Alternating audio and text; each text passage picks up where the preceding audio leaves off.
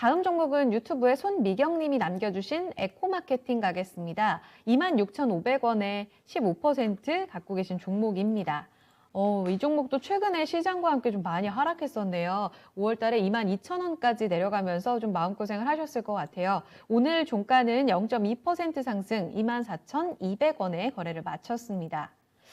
에코마케팅이요. 지금 증권사 리포트를 보니까 4월 동안의 분위기가 많이 안 좋았던 것 같아요. 한 달 동안에 월봉이 좀 많이 하락을 했는데요. 김정수 전문가님, 이때 증권사들도 줄줄이 목표가를 낮춰 잡았거든요. 실적 때문이었던 거예요? 왜 이렇게 분위기가 안 좋았던 건가요? 일단 에코마케팅 같은 경우는 이제 광고 대행이긴 한데 우리가 이제 제일기획이나 이런 회사하고는 좀 다르게 네. 약간 좀 다른 형태의 이 마케팅을 하는 좀 특수한 이 비즈니스 모델을 가지고 있는 회사예요. 네. 자기들이 광고도 해주면서 자금도 모아주고 또 그런가 동시에 또 다시 투자가 좀 되다 보니까 네. 시너지 효과를 좀 잘 뽑는 그러니까 지금 같은 어떤 유튜브의 어떤 성장과 같이 클 수 있는 좀 기업이기 때문에 우리가 이제 에코 마케팅 같은 경우에는 중장기적으로 굉장히 저는 좋다라고 좀 봅니다. 비즈니스 모델이 이렇게 좀 특별한 업체들은 네. 쉽게 이 분야에서 좀 약간 계속 뭐라고 표현을 해야 되냐면은 뭐 삼성전자나 하이닉스 정도까지는 아니라고 하더라도 네. 굉장히 좀 선두권을 유지한 상태에서 가기가 좀 좋죠. 윈윈 구조로 가는 모델이니까. 근데 다만 이제 이 기업이 이제 데이터 분석을 기반으로 해서 이제 광고 대응을 하다 보니까 애플 같은 경우가 좀 개인정보 보안 관련돼서 페이스북하고 막 난타 좀 벌이잖아요. 네. 그런 거에 좀 영향을 받을 수 있어요. 아무래도 개인정보와 관련된 부분이 있다 보면 이런 업체들에 대해서 조금 걱정할 수 있는 걱정거리가 좀 생기는 거죠. 네네. 다만 그거는 저는 지나가는 어떤 근본을 흔드는 요인은 아니라고 보고 있고요. 지금 시가총액이 7,889억 정도 나오는데 이 기업 실적 늘어나거나 벌어들인 영업이익을 보게 되면 네. 2018년도에 600억 벌던 기업이 2,280억까지 지금 한 4배수 정도 늘어났고 영업이익 169억인데 638억까지 꾸준히 늘어나잖아요. 영업이익률이 한 27%에서 뭐 30% 큰 부침이 없고 이런 업체는 냅두면 계속 결국 우상향하면서 갑니다. 네. 근데 이제 모든 주식이라는 게 계속 갈 수는 없잖아요.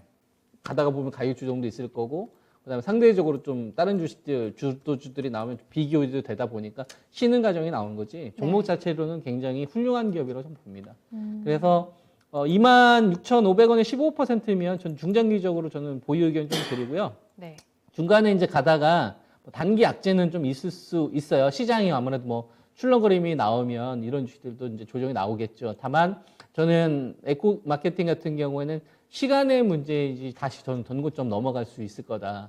왜냐하면 비즈니스 모델이 좀 특화되면서 윈윈 구조로 가는 굉장히 이성적인 걸로 가거든요. 근데 이게 실제로 돈을 벌면서 간단 말이에요. 매출의 성장과 같이. 네. 그러니까 이런 거는 뭐 코로나 관련된 이 부분 때문에 사실 이제 자영업 하시는 분들도 굉장히 많이 힘드시고 그러면서 이제 뭐 집에서 이제 언택트시다라고 해가지고 이랬었을 때 에코 마케팅 같은 경우는 진짜 말 그대로 웬만한 일단 오프라인을 기반으로 하는 이런 업체들보다 훨씬 더 수익성 같은 경우가 빠르게 늘어날 수 있죠. 아무래도 유튜브에 올라가는 영상도 많을 거고 네. 그다음에 사람들이 보는 것도 훨씬 더 늘어나는 거니까요.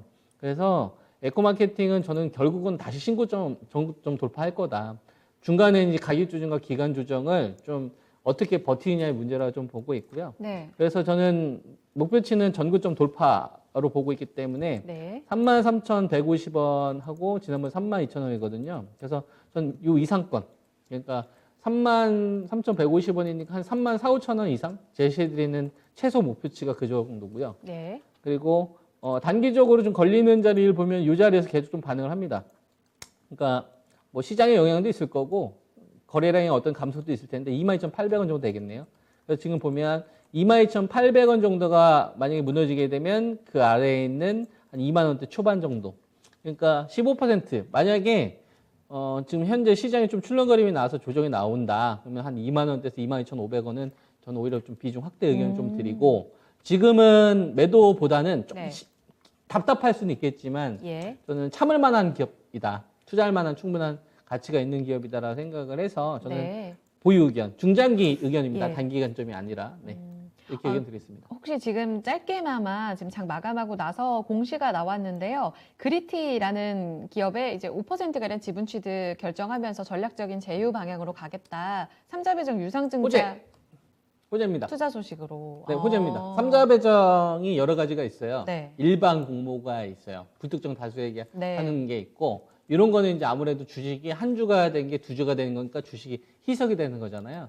그리고 이제 두 번째가 이제 주주들한테 먼저 그 배정을 하고 남은 실권주에 대해서 다시 배정하는 이런 게 또 있고, 이것도 이제 악재인데 삼자 배정이잖아요. 네. 삼자라는 거는 일반인들이 참여를 못 합니다. 특수한 사람.